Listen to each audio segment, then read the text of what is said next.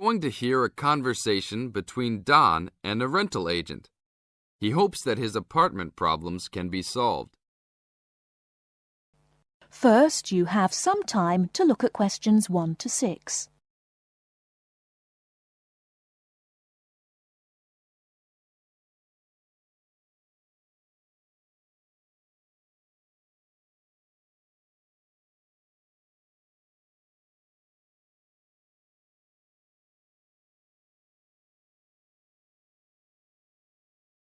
We shall begin. You should answer the questions as you listen, because you will not hear the recording a second time. Listen carefully and answer questions 1 to 6. Good morning. I am a rental agency. How can I help? Oh, hello. I'm ringing about some problems I'm having with my apartment. Yes, of course. If I can just get a few details first. What's your name? Don Chester. How do you spell that? Chester. Okay. And the address? Apartment 4, 18 Ruby Lane. Ruby Lane. And that's in... In Newbridge. Oh, yes, I know the one. Could I ask how long is the lease? It's for a year. And you moved in on... Last week. On 24th May. Good, thanks. Now, what are the problems you found? Well, nothing too serious, you know, but a few things that have been building up over a few days. Yes, of course. Well, the first thing is the fridge. The seal on the door is decayed, and we have a small child and need to keep milk cool, so we need to get that done straight away. Okay, that's the fridge for immediate repair. And then there's a little problem with the gas water heater. Uh-huh. The switch is broken. Right. It's not serious and we can still use it. But if you can send somebody over in the next couple of weeks or so, that'd be great. Okay, I've got that. Then we're worried about the front windows. Are they broken? No, but there are no blinds on them. And you know, with privacy these days. And when would you like those done? Oh, it's not really urgent.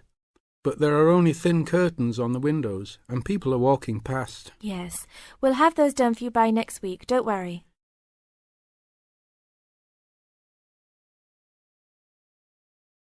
Before you hear the rest of the conversation, you have some time to look at questions 7 to 10.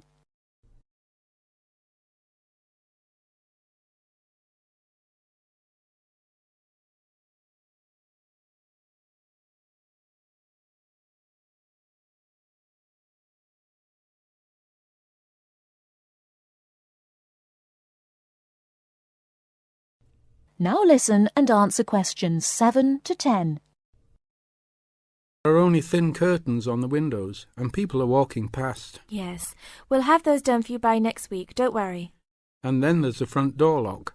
It's getting quite annoying. It often jams and we sometimes have to fiddle with it for minutes before we can get in the apartment. I'd really like to get that fixed up right away.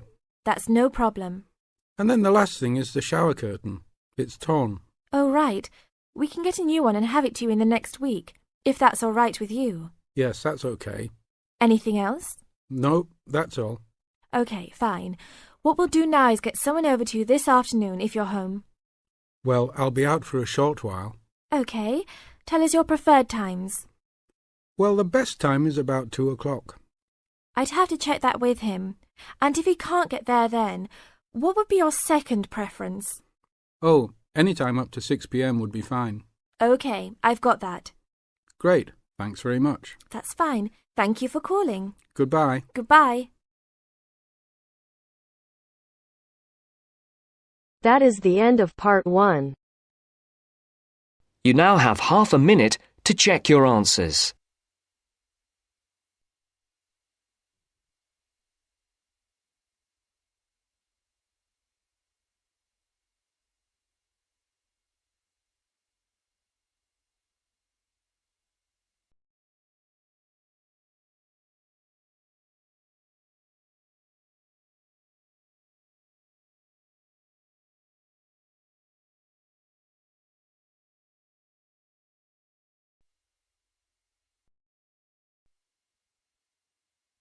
Now turns to part 2. Part 2. You will hear a salesman giving information to house owners about an alarm system. First, you have some time to look at questions 11 to 16.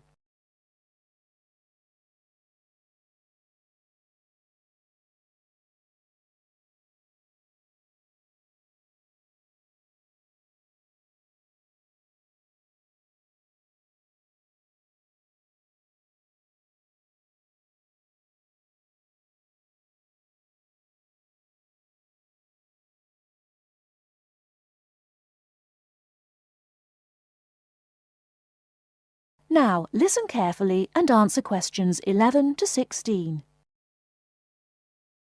Thank you for inviting me to your residence meeting. My name is Martin Pugh from Safe Cell Alarms. I'm going to explain a little bit about home security, and I hope you'll all feel a bit better informed, and perhaps that you will even purchase one of the alarms we sell. It is all too easy these days for people to break into our homes. Did you know that 25% of all burglaries are committed by burglars breaking and entering via the back door? Even though it is locked, it is still relatively easy for someone to gain entry. And there are parts of our house that we think are not vulnerable because they look inaccessible. But they're not. So, if you're trying to protect your home, you should make sure the top floor is covered by that protection, not just the ground floor. We believe that the only way to secure your property is by having an alarm fitted. Just having the alarm on the outside can put burglars off, and we also recommend that you warn them about the alarm. To do this, we suggest you stick a sign in the front window of the house so it can be seen clearly. This alone should be enough to dissuade a burglar before they start. Now, our company has a range of alarms on offer, and I brought several along for you to see tonight. But let me just explain a few things about them. First of all of our alarms are highly visible. They're colored red, and on the underneath, there is a blue light, which you can see whether they are switched on or not. This acts as a deterrent to burglars who can see it as an active alarm system. Like most systems, our alarms are very sensitive, so you do need to look after them. You may be surprised to hear that a cat can often slink around unnoticed under the infrared beams, but a spider crawling across them will set them off. Also, our system is a little different from some. Most companies offer an option that connects their alarms to the police station. All our alarms have an automatic link to our company office. This means we can deal with a situation promptly and can sort out any alarms that have gone off by mistake. Before you hear the rest of the talk, you have some time to look at questions 17 to 20.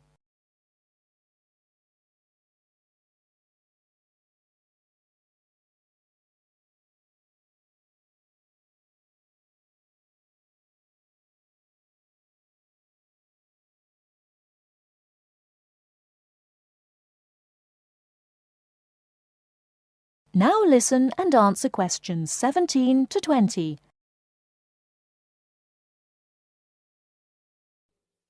Okay, let me tell you about the installation of our alarms.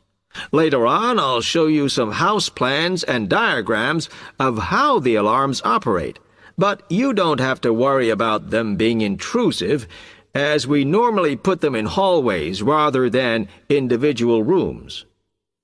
The diagrams show you how the beams work to cover the whole house in this way. Oh, one small thing while I remember is don't leave your security code in your house.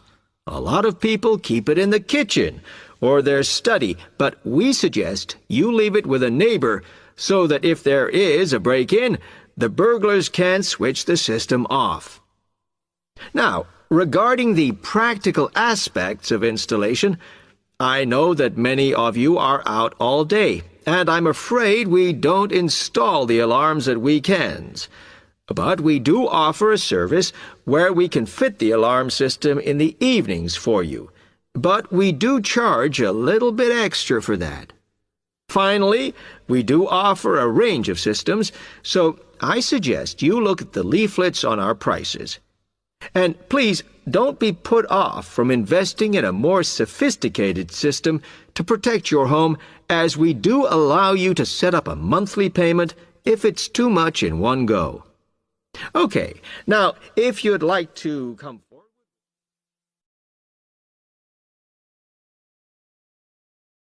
That is the end of part 2. You now have half a minute to check your answers.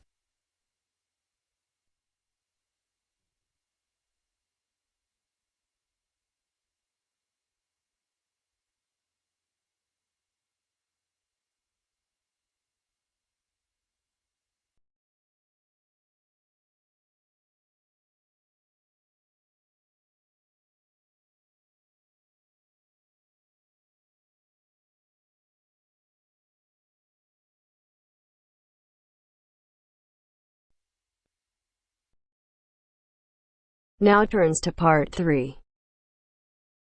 Part 3. You will hear a phone conversation giving information about a health and fitness centre. First, you have some time to look at questions 21 to 26.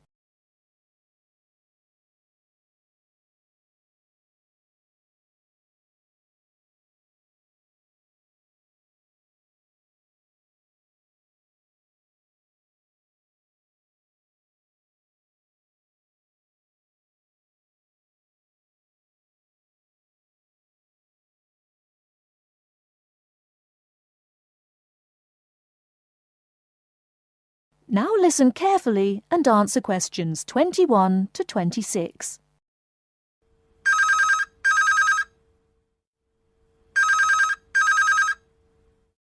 Hello?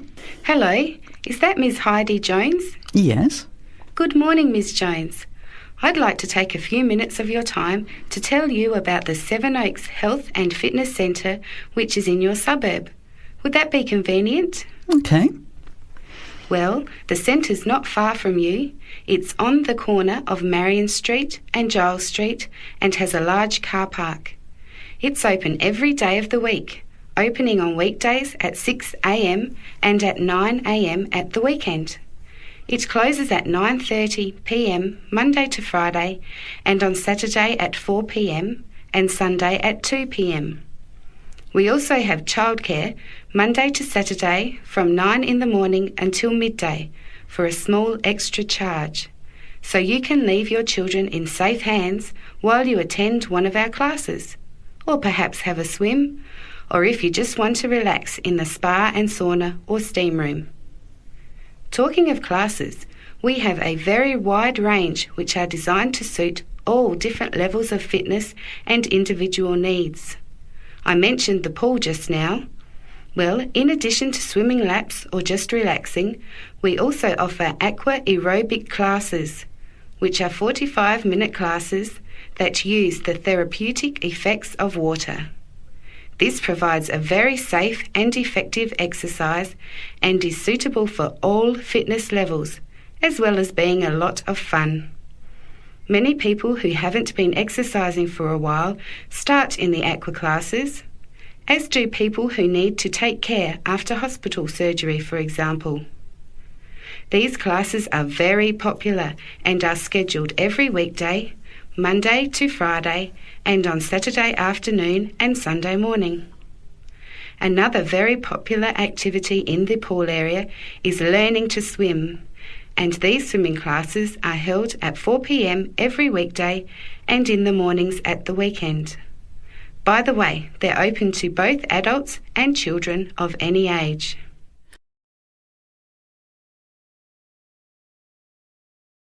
Before you hear the rest of the talk, you have some time to look at questions 27 to 30.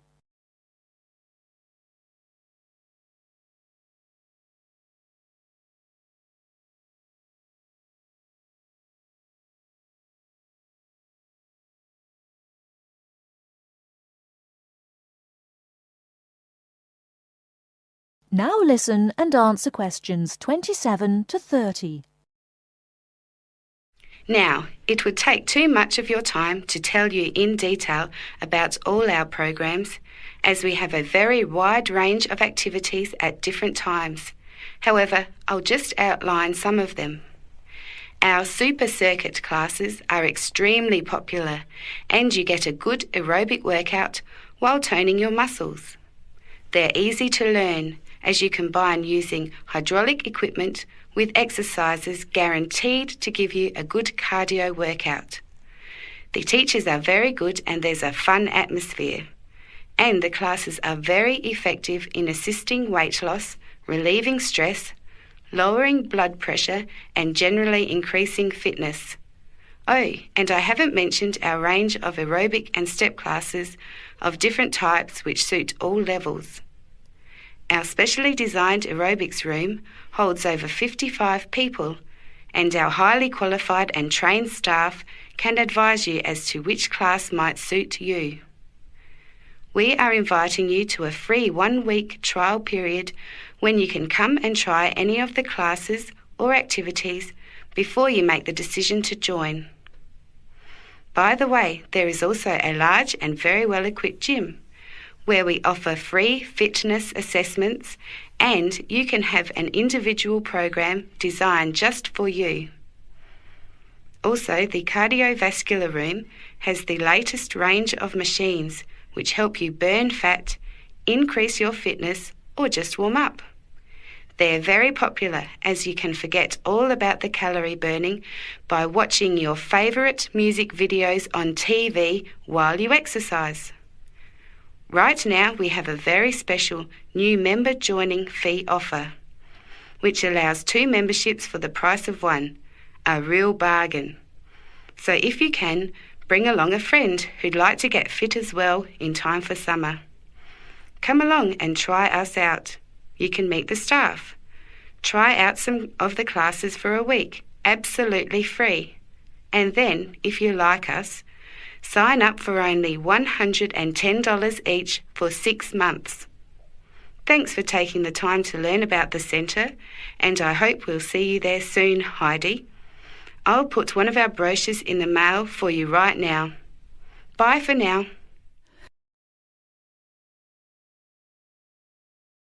That is the end of part 3. You now have half a minute to check your answers.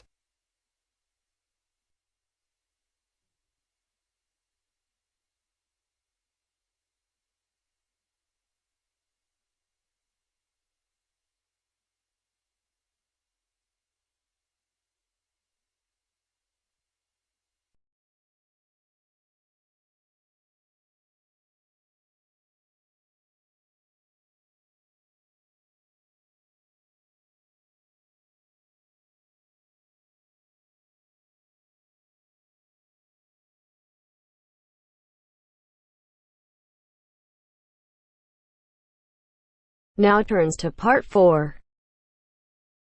Part 4. You are going to listen to a lecture on language learning.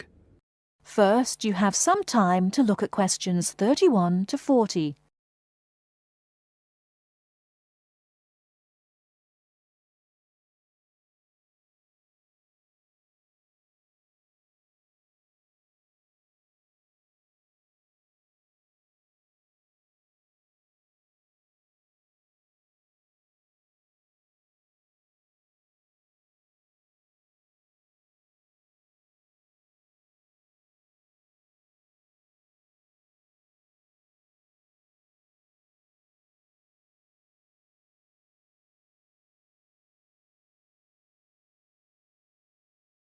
Now listen carefully and answer questions 31 to 40. This is the first in our series of lectures on language learning. The topic I'd like to deal with today is what makes a successful language learner? There's been a lot of research into what makes some people learn a language faster than others. In this lecture, I'll summarize the main findings of the research into the subject. There are many factors that influence how quickly one learns a foreign language, of which exposure to the target language seems to be one of the most important factors to consider. It's this factor which determines the speed of learning a language, especially among those people who learn a foreign language outside the classroom. There are more people who did not learn a second language or a third language in the classroom, and I think that understanding how learners successfully learn languages without the help of a teacher can provide us with the key to how to become a successful language learner. Let's look then at the characteristics of a successful language learner. Motivation seems to be one of the key factors. Research into motivation has identified two main types: instrumental motivation and integrative motivation. Instrumental motivation is the kind of motivation that encourages people to learn a language for practical reasons, such as getting a job or passing an examination. Learners with this kind of motivation intend to use the target language as a tool or instrument to help them achieve a goal. Integrative motivation is what encourages learners to learn a language in order to communicate and socialize with others who speak the language. The primary aim for learners with integrative motivation is to use the language to integrate and identify with the community that uses the language. Immigrants, or people who are married to speakers of another language, are motivated in this way. Although most people have mixed motivation, research into language learning and acquisition suggests that integrative motivation produces much better results and is an important characteristic of successful language learners.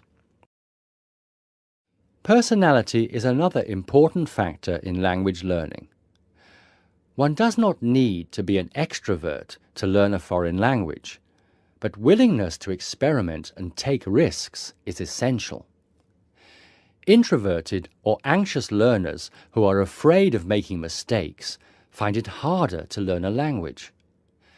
Good language learners will try to experiment with different ways of learning vocabulary or grammar until they find the way that suits them best. Language is a complex system. Successful language learners often design complex learning systems to master a language. They think about how they learn and organize their learning accordingly. They develop their own learning style and use a range of learning skills such as efficient revision techniques, systems for learning and organizing vocabulary, the ability to monitor their own speech, and the ability to plan their learning. Finally, age is another major factor to be borne in mind. Children seem to be in the best position to learn a foreign language rapidly and with the best results.